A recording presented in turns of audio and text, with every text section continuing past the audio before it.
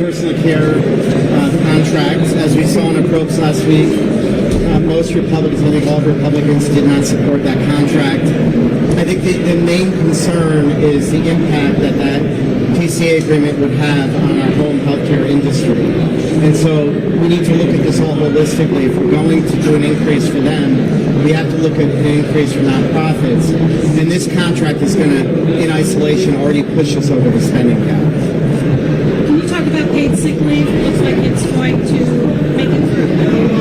Yeah, I still think paid sick leave is a major problem because I don't understand why our state is looking for another program when we have paid family medical leave that's in place that workers are paying for. 0.5% is coming out of their paychecks. It's running a surplus of $700 million. A third of the applicants are being denied. So rather than move on to a new program, I think we should be looking at how we make that program work for employees who are already paying into it. Early voting starting this week.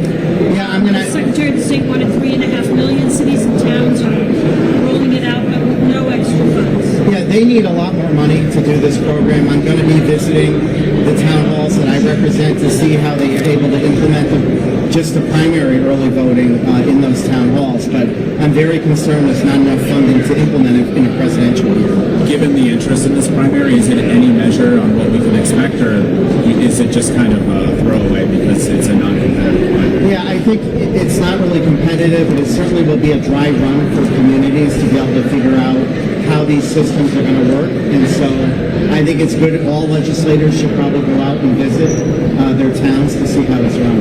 How can you explain any particular bills of insurance that died that you were looking at? No, I think what we've seen this year, there were a lot of bills that were House Republican priorities that Democrats didn't want to have a conversation about. So I don't think there were any bills of insurance that our caucus had. But certainly, we will see there's always a way to resurrect bills even if they don't get out of committee. What's exactly wrong in that committee? Well, I think we always don't have a disagreement between Republicans and Democrats. Sometimes Senate and House have arguments. So I think the two chairs had a problem with the way the agenda was being laid out and what bills were being moved forward, and they made the decision to kill everything instead. Can you recall a committee adjourning without a single bill getting out? No, I don't recall that ever happening.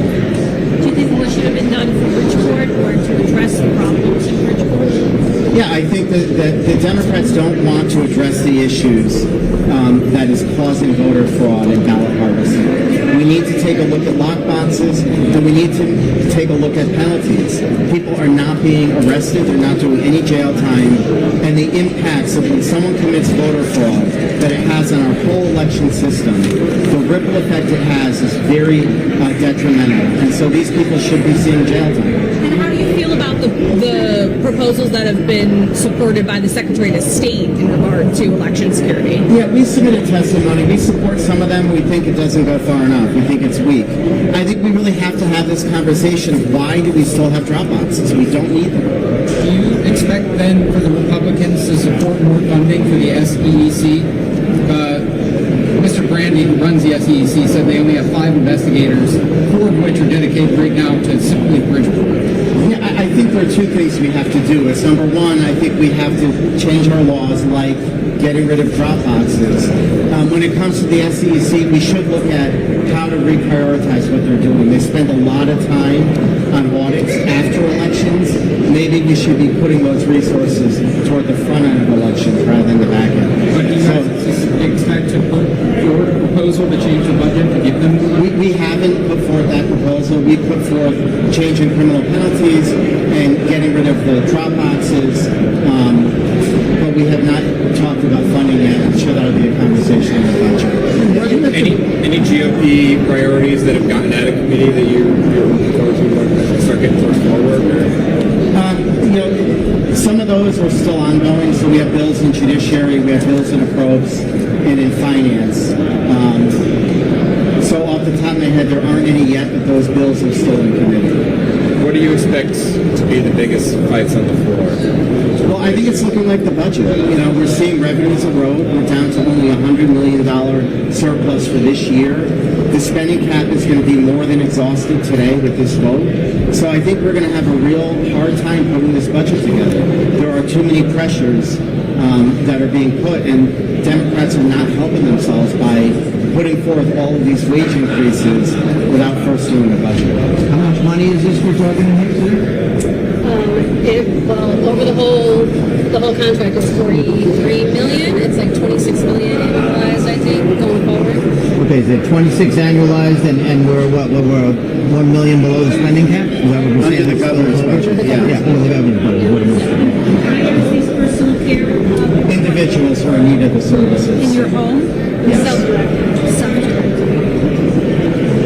The Dropbox is the potential enforcement was because the Dropbox in question in Bridgeport had a camera on it. Doesn't that make it safer to see? So it's a little bit of a problem in that it had a camera, but there's still no arrests and still nothing has been done. It allowed for ballot harvesting having those boxes. They were put in place for COVID. COVID is gone, so why do we need them still? Let's go back to mailing them or delivering them to the town hall clerk's office so they can actually verify them. I think what's most concerning is that the chief state's attorney's office has not made a ruling yet. How long? Yeah, it's been a number of months, and again, there was camera footage, but cameras don't do any good for us. The fraud was still committed. Cost the state of Connecticut a lot of money to have to redo this election in the town of Bridgeport. To me, it just, those boxes invite ballot harvesting.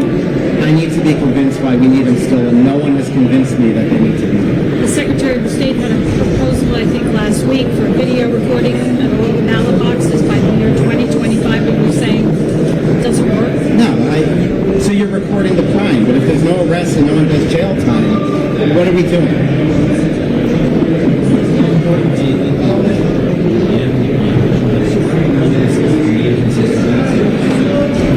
Yeah, I mean, the ARPA money, it frankly falls outside the budget, so I'm sure everybody's waiting to see how much money is left over this year to be able to go in that last spending frenzy. It's a little disconcerting that agencies haven't reported that money out yet. I think it points to the problem of that whole program and how there were no strings attached and it's raw with just reckless spending. I hope we're able to get an accounting in time when we finalize this budget. Does it make sense to you why it's taken them so long to figure out the ARPA money?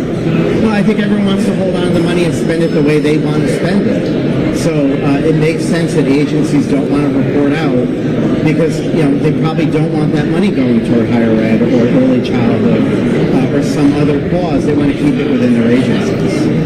Scary to know an accounting for. No, right. That's what I'm asking. In other words, don't we have people, not me, maybe not you, who are counting this money every single day at OPM, OFA, whatever? They count the money every day. How can you not know how much money there is? Listen, I'm an accountant. I agree with you. I don't know how you have a major tranche of money and you don't even know exactly what the balances are. Do you do your checkbook like that?